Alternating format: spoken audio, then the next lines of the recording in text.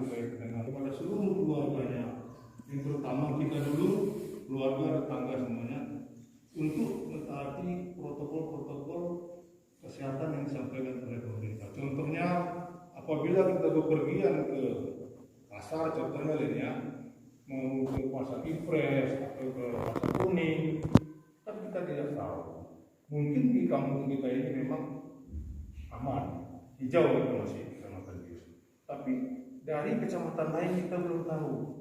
Apalagi Pegasing sudah ada beberapa orang yang terkonfirmasi wabah virus corona ini baru-baru ini. Dan pada hari ini kami menyampaikan kembali, hari ini menambah lagi 17 orang yang terpapar untuk Kabupaten Nasional.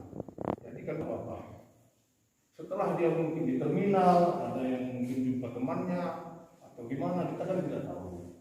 Jadi demi menjaga keluarga semua, tidak salah kita mengingatkan, kami sini tugas kami menghimbau kepada semoga kita semua dapat memakluminya situasi yang sekarang ini, karena sama-sama sudah kita lihat di media cetak, media elektronik, televisi ataupun koran-koran, negara tetangga kita India dulunya yang menganggap sepele, sekarang tiba-tiba sudah berlimpah.